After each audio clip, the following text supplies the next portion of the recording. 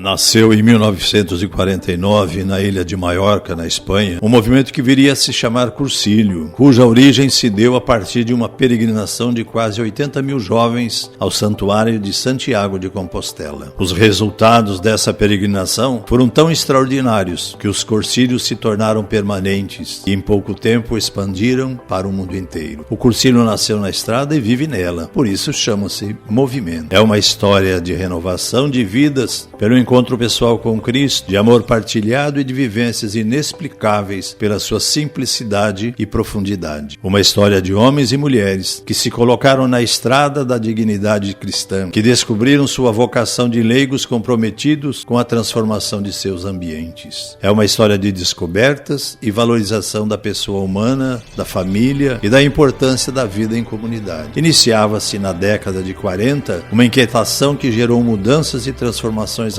radicais em todos os setores da vida e do comportamento humano. Tudo e todos entraram numa nova e revolucionária fase da história. Em seguida, instaura-se o Concílio Ecumênico Vaticano II, abrindo as portas da Igreja pelo sopro do Divino Espírito Santo, fortalecendo sobretudo o protagonismo dos cristãos leigos na Igreja. E foi nesse clima global vivido em toda a Igreja Católica que alguns sacerdotes da Missão Católica Espanhola, mais especificamente da Diocese de Tarragona, promoveram a expansão do movimento de cursilhos de cristandade, trazendo até o território brasileiro. Essa missão foi liderada pelo jovem padre espanhol Paulo Cañeles, tendo sido apoiada por alguns leigos espanhóis. O primeiro cursilho realizou-se em Valinhos, cidade da Arquidiocese de Campinas, na Semana Santa de 1962, sob a iniciativa da Arquidiocese de São Paulo. Imediatamente, o movimento ganhou forças em terras brasileiras, espalhando-se rapidamente pelas diversas dioceses, com o apoio incondicional do arcebispo de São Paulo, cardeal Dom Agnello Rossi, e pelo bispo de Piracicaba, Dom Anísio Melilo, que aliás foi o primeiro diretor espiritual do então recém-criado Secretariado Nacional, sediado em São Paulo. Por obra do Espírito Santo, as sementes foram lançadas em solo brasileiro, seguindo o carisma original que dá identidade ao movimento de cursilhos. No Brasil, o movimento expandiu com fervor graças aos ex-coordenadores e ex-assessores eclesiásticos nacionais. Atualmente, somos o maior país católico do mundo e hoje nossa estrutura de serviço nos possibilita tornar vivo o Evangelho em quase todas as dioceses brasileiras, a começar pelo Grupo Executivo Nacional, composto por homens e mulheres cursilistas que generosamente põem-se a serviço da evangelização. Na estrutura organizacional temos 24 grupos regionais que vivem o dinamismo do carisma e de forma viva e dinâmica. E dentro da estrutura de serviço do movimento estão incluídos os jovens cursilistas, organizados em representantes de macro-regiões e regionais, mantendo assim sinergia e integração entre as gerações. O movimento continua expandindo e hoje o movimento de cursilho está presente em 180 grupos executivos diocesanos e, em obediência aos seus bispos, os sucessores dos apóstolos, vivem intensamente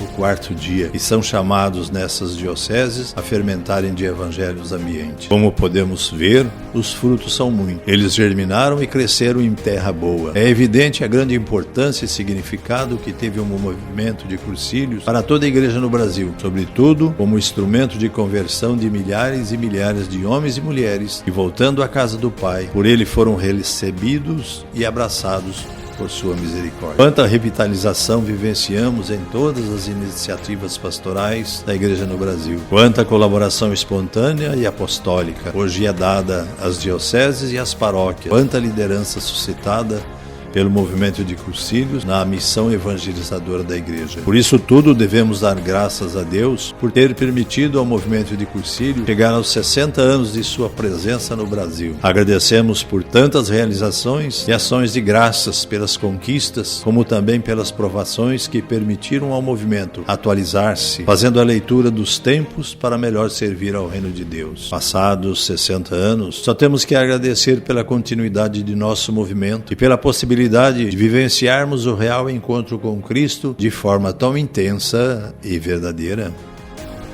Irmãos e irmãs cursilistas, agradecemos a presença de todos vocês que peregrinaram pelos 4 cantos do país até Aparecida. Essa Ultreia Festiva 2022 celebra o jubileu de diamante do movimento cursino do Brasil e vocês estão fazendo parte dessa história, a qual está sendo escrita e registrada para a posteridade. Peçamos a intercessão de Nossa Senhora Aparecida, Mãe da Igreja e primeira discípula missionária, e de São Paulo, patrono celestial do movimento de cursílios, que intercedam divinamente pela segurança de todos no retorno aos seus lares. De colores e viva a vida!